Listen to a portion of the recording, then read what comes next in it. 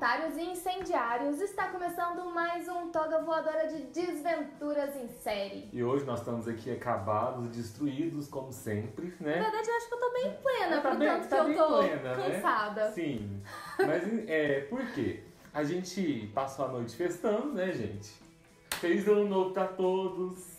Começamos 2019 aí. Trabalhando, porque a gente pediu Netflix, quando é que você vai lançar a terceira temporada? E ela respondeu, na virada do ano, pra vocês passarem o Réveillon maratonando série. E como de costume, estamos aqui para falar com vocês sobre o que nós achamos, quais são as nossas críticas e as nossas ponderações sobre essa terceira e última temporada de Desventuras em Série adaptado pela Netflix. Sim, então você aí que já está acostumado com os nossos vídeos explicando a série, esse não é um deles. Esse é só o nosso vídeo de crítica. Fica ligado porque essa semana nós vamos lançar 4 vídeos, um explicando cada dupla de episódios que faz referência ao livro, com exceção do último, né, que é um episódio só. Então esses vídeos explicando a série ainda virão. Provavelmente depois de amanhã o primeiro já tá online e aí vai seguir no baile um por dia. Isso aí. Mas falando da série, e aí, o que você achou, Felipe? Ai, gente, é meu presente de infância, né? Não, em questão de cultura nerd, em questão de realização pessoal com livros, o que eu sempre quis foi uma adaptação de Desventuras em Série. Agora que teve, eu não sei o que eu vou fazer da vida. Meus objetivos daqui pra frente, quais são? Eu te entendo, porque apesar de eu não ter sido um fã hardcore de Desventuras em Série, você me fez entrar nesse universo e eu confesso que eu fiquei muito emocionada com essa terceira temporada. Eu gostei bastante, eu tive vontade de chorar vários momentos do episódio, achei maravilhoso. É claro que tanto eu quanto a Ju acabamos de assistir há poucas horas, né? Então a gente ainda tá naquela anestesia de que coisa maravilhosa, Foi tudo lindo. Né? Eu acredito que daqui uns 2 dias, eu e você, a gente já botou algumas críticas hoje, né? Já botou alguns defeitos. Acredito que daqui a alguns dias a gente vai olhar e vai criticar muita coisa. Com certeza. Mas por enquanto, pra satisfazer minha criança interior, eu tô muito feliz. Olha, gostei muito. Isso que você falou é verdade, mas quando a gente terminou a segunda temporada, a gente tava muito insatisfeito e cansado. Naquela época a gente ficou insatisfeito quando acabou e depois passou, a gente odiou mais ainda. Ainda mais, realmente. Só que isso aí entra em contraponto assim, porque nessa temporada a gente teve episódios muito mais emotivos. A gente teve uma carga emocional muito grande. Tanto é que os livros trazem essa carga, então isso vem um pouco da adaptação. Sim, né? Então eles tinham mais material para emocionar a gente e dessa vez eles acertaram o clima. Eu acho também. Eles souberam como trazer aquela coisa que tem o humor, mas não é tão cômico, é mais sádico, né? Mas ainda tinha algumas coisinhas ali que deixavam a gente desconfortável, mas deu certo. Dessa vez não tivemos números musicais do Conde Olaf, isso pra mim já é uma vitória. Não só não tivemos os números musicais dele, como a gente teve a própria série criticando as temporadas passadas, né? Porque deu pra ver que eles ouviram as críticas que todo mundo fez aos números musicais que eram insuportáveis e em todos os episódios ali eles faziam parecer que ia ter um número musical e de repente alguém interrompia. Nossa, e toda hora que parecia eu já ficava assim. Meu Deus, não. A hora do tribunal, que eles tocou o piano e aí ela interrompeu ele. Eu já tava pensando assim, eu achei que ia acabar sem. E acabou sem. Acabou sem. Mas você falou da carga emocional e eu queria retomar um pouquinho, que eu acho que a gente vê isso na tela, não só nos livros, né? Porque eu acho que mudou um pouco a escolha do tom da direção, junto com o roteiro. Eu não sei onde veio a mudança, a gente precisaria parar e analisar muito melhor para falar isso com mais propriedade. Mas eu acho que nós tivemos mais espaço em tela dos irmãos Baudelaire, que é uma coisa que aconteceu muito pouco na segunda temporada. Eles ficaram muito à sombra daquela exagerada quantidade de side stories ali, de personagens secundários. E nessa eu acho que eles retomaram a posição ali de protagonistas da história que estão guiando o caminho dos episódios. Sim. É bom então, mas assim, um pouco triste, né, de que eles acertaram, mas só acertaram no final. Mas antes de entregar um final bom, do que fechar se fechar desagradando. Bom, você pelo menos termina no ponto alto. Isso. Ponto alto. Uma coisa que a gente percebeu que teve diferença foi a menor participação do Daniel Handler, né? A gente já sabia que isso ia acontecer, a gente percebeu alguns momentos em que se o Daniel Handler tivesse ali, isso não teria acontecido, né? Só que, enxergando ali a temporada como um fechamento da série, ela teve pontos bem divididos, um enredo bem conectado, não teve pontas soltas. Ela foi fluida, ela não foi cansativa. Eu assisti os 7 episódios sem me cansar. Sem me cansar. Faz muito tempo que a gente não faz uma maratona de temporada sem se cansar. Não, e sem ficar decepcionado, Sim, assim, como um todo, né? Eu acho que a gente esperava muita coisa diferente, mas porque a gente vem com essa ideia do livro, só que você olhando pra série como um produto em si, nossa, eu achei que ela fechou lindamente todos os arcos que ela tinha, terminou redondinha. Nem sei o que a gente vai explicar nos próximos vídeos, porque todas as perguntas foram respondidas. Pois é. E nesse ponto de como a temporada contou a história, de como ela abordou os pontos do enredo, a gente teve uma atenção muito grande, muito bem feita pros personagens, né? Como aprofundar ali em cada um deles, principalmente nos novos. Porque depois de uma série que já tinha tantos personagens, né? Eu não pensei que eles conseguiriam encaixar tão bem ali como encaixaram a Kit Snicket, né? E o Dewey Denumore. Não, os próprios irmãos Denumore. Os próprios irmãos Denumore, que aparecem tão pouco que a gente já ama tanto. É aquela questão que a gente ficava, como é que a gente ama o Jax Snicket se ele nem aparece? Mas como é que a gente já ama tanto a Kit e o Dewey? Só que aí tem uma questão, né? Nos livros, a gente ama o Jax e a Kit com eles aparecendo super pouco. Nada. Na série, eles fizeram o quê? Colocaram o Jax em muitos episódios e aqui a Kit em muitos episódios. Pra criar um vínculo. Sim, pra criar um vínculo. Com os irmãos Denumore, não precisou. Acontece. Foi só em 2 episódios e você criou o vínculo. Sabe onde que você criou o vínculo? Num afeto saudável, bonito, Sim. ali numa declaração de amor. Nada cria um vínculo melhor que uma declaração de amor. Aquela cena Nós dos tivemos dois... 2 declarações de amor. Que cena foi aquela da Kit com o Dewey? Ai, Podia pausar naquela cena e não ir pra frente, né? Sério, porque a hora que eu vi aquilo, ai, a minha barriga até doeu, assim, eu fiquei tão aflita. Eu também. Mas retomando aqui a nossa fala sobre os personagens, o que eu achei que a segunda temporada não soube trabalhar bem, como por exemplo o Sr. Paul, eu acho que eles se redimiram bem aqui nessa temporada. Não que eu concorde com a participação do Sr. Paul, eu acho que ficou chato da mesma forma. Não, da mesma forma não. Eu acho que ficou chato, mas me incomodou menos aqui, porque eu acho que eles não deram tanto espaço pra ele. No meu caso, me incomodou bem menos. Até porque tem uma coisa, ele não aparece tanto com os Balder. Sim. Ele aparece ali porque eles escolheram o Sr. Paul pra ser o elemento cômico da série inteira. Não, e ele funciona na parte da crítica que a série faz. Ele é uma ótima representação da nossa burocracia do mundo moderno. Uma das partes que eu mais amei nessa temporada foi quando lá no julgamento, quando eles contam a história deles, né? E aí o Sr. Paul fala, por que vocês nunca me contaram isso?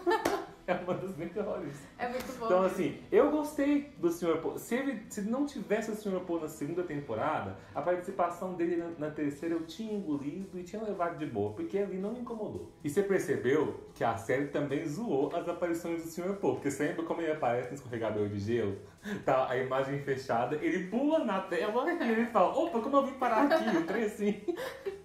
Então, assim, a série zoou na própria série, né? Teve quase uma quebra de quarta parede, tipo né? assim, eles falam, gente, o Daniel Randall só escreve com metalinguagem. Como vamos fazer isso aqui, visualmente? Assim. Então, bora lá. Falar dos personagens traz um outro elemento muito importante nessa temporada que eu achei que se destacou, especialmente em relação às anteriores, que foi a atuação no geral. Sim. De todos os personagens. Talvez porque nós estamos lidando com atores mirins um pouco mais experientes depois de 2 temporadas.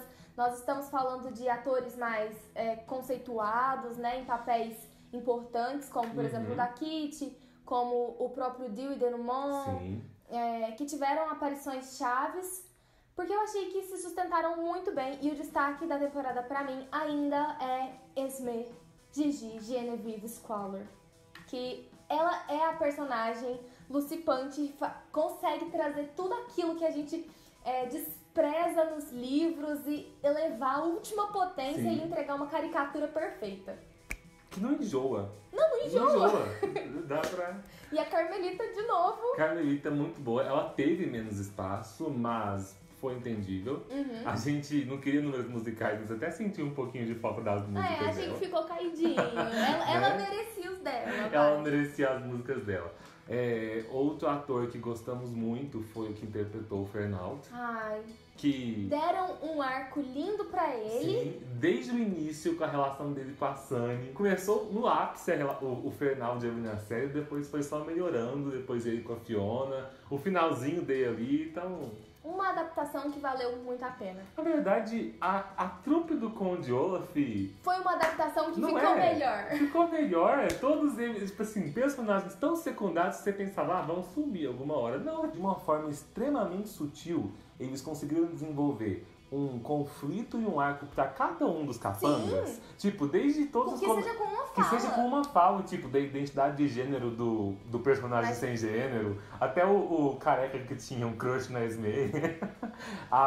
Das mulheres de cara branca que Aquela tiveram... fala sim, delas, que que elas tiveram uma família percebem, levada né? pro CSC também, então... Valeu a pena. Valeu a essa pena. parte. Falaremos mais disso nos episódios explicando O escorregador o de gelo. escorregador de gelo. E até mesmo com os personagens que a gente já conhecia, como por exemplo o Conde Olaf, que tá ali, protagonista, mas você vem trazendo elementos do passado dele de Sim. forma sutil, sem precisar de um episódio pra você pegar e dar um texto explicando tudo de uma vez. Não, você foi jogando vários elementos, dando uma tensão pra ele aqui, um conflito, um problema com autoridades, uma carência paterna. E aí tudo desemboca lá no final e você entende melhor o personagem. É uma construção muito boa.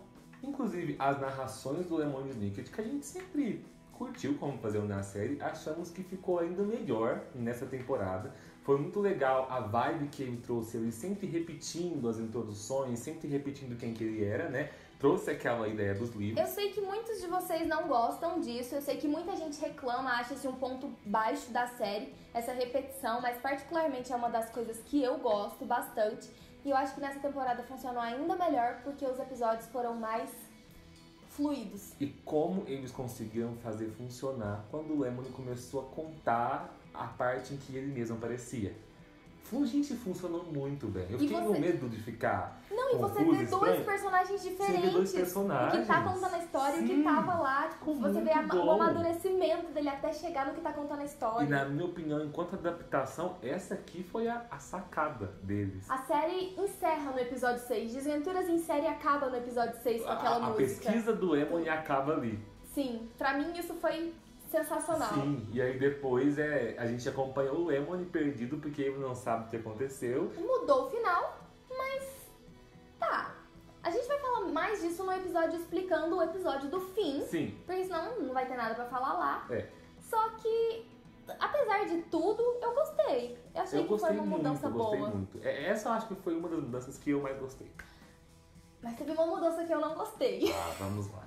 Vamos falar então dessas adaptações. O que aconteceu nessa série foi o seguinte.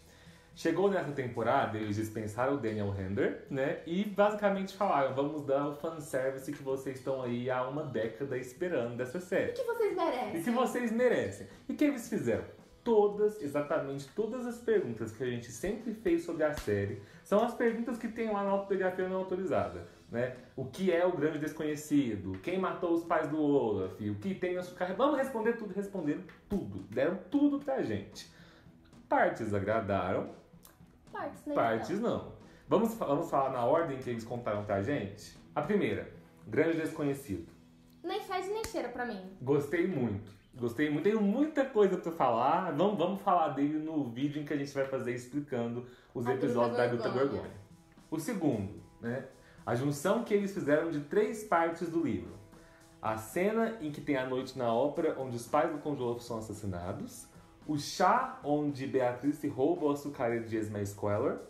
E o fato de que Beatrice fazia apresentações no teatro, Lemon ia assistir. Juntaram tudo numa noite só. Eu gostei muito, muito, muito. Só que tem uma única parte dessa junção, uma bem pequena, é um único acontecimento. Que é muito grande. Que estraga pra mim toda a experiência da adaptação. Ela foi maravilhosa dentro da série. Sim. Encaixou, fechou todos os pontos, mas enquanto adaptação... Mas eu vou falar disso só no episódio do penúltimo período, gente. Tu tá aprendendo a segurar o... Gostei. Eu tenho muita dificuldade com isso. Viu? Soltaram fogos em minha homenagem. É isso, essa vibe que eu gosto. É homenagem a Ju, não é uma bolsonaro. Tristeza. Vamos lá. E de mais importante tem o outro que é só... O açucareiro. E o açucareiro? Gente, estamos muito decepcionados com o Tenente Açucareiro. Sabe, não faz sentido. Disappointed but not surprised? É. Tipo assim, desapontado, mas surpreso nem um pouco. Porém, poxa, né? A gente vai reclamar muito no vídeo que a gente for falar dele, porque... Não é só porque é sem graça, é porque não faz sentido. Isso, fim. Vamos falar dele depois. E teve uma outra adaptação, que foi a falta da Jacqueline, que você inseriu ela como filha da duquesa de Winnipeg, que foi assumir o cargo de duquesa de Winnipeg, porém só serviu pra fanservice e simplesmente anulou a necessidade dela ter participado tanto da primeira e segunda temporada. Da primeira a gente ainda curtiu um pouco ela, mas na segunda ela aparecia tão desnecessariamente. Então, já podia ter né? tirado ela ali. E aí, tipo assim, a gente... Ou então introduzido a personagem. Sim, a gente acredita, a gente não achou fonte sobre isso, mas que a atriz teve algum problema e não conseguiu participar dessa temporada. Não sabemos o que foi. Mas aí, pelo menos não esqueceram simplesmente que ela existia. Né? Só que ficou uma coisa enfiada ali, sabe? Eu não sei se desde o início ela ia ser a filha da duquesa de Winnipeg. Eu acho que não. Agora, falar de esquecer... Eu não vou falar muito sobre isso, mas eu acho que vocês também perceberam que a Sunny foi esquecida no churrasco diversas vezes na terceira temporada. Sim. Ela sumiu em algumas cenas. Eu falei, cadê a Sunny? Aí, de repente ela apareceu do lado. Falhas de produção. Mas pra finalizar aqui a nossa crítica. O fim. E o excesso de revelações que foi feito nessas adaptações, nesse excesso de revelações. Enquanto só aquele sentimento, aquele coraçãozinho que tava assistindo, eu acho que... Me satisfez muito. Eu terminei muito feliz, terminei sorrindo. Terminei gostando, terminei falando, é isso, gente, estou satisfeita. Aí de repente eu terminei sorrindo e falei assim, eu tô sorrindo porque o final foi feliz. Isso é estranho. Isso contraria a proposta? Isso não contraria muito a proposta? Aí é que tá, né? Aí você tenta trazer o seu lado racional e pensar, ok, pros livros isso funciona legal, porque você tem um maior aprofundamento, você passou mais tempo ali, você entendeu a proposta.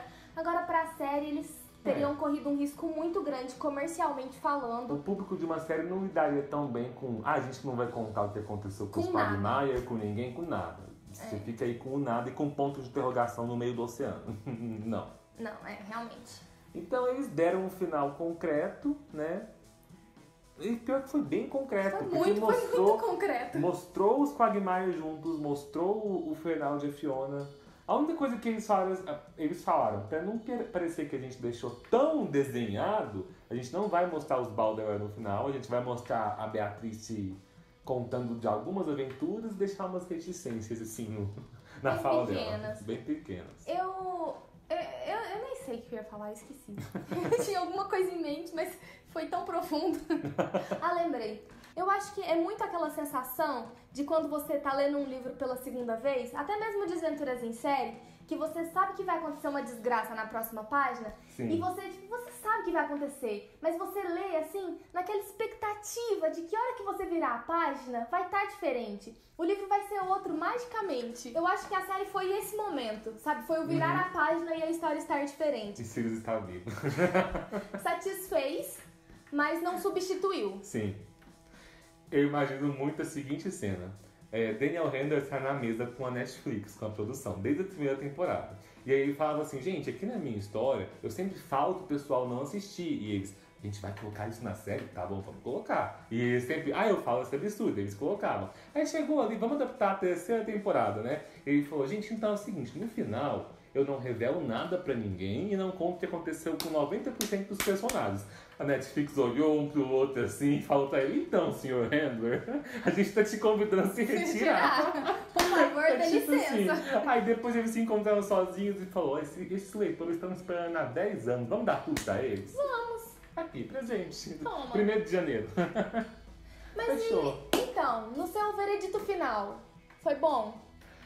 Eu acredito. Foi muito bom. Mim foi muito bom. Minha experiência foi maravilhosa. Foi eu não maravilhoso. vou mentir pra vocês. Não, gente, a minha criança interior tá chorando. Não, eu tô realizado hoje. Eu também. A gente tem que ser um pouco crítico, né? Então, assim, eu acho que o meu lado crítico amanhã talvez ele acorde e ele queira tirar uma estrela da nota que a gente vai dar aqui agora.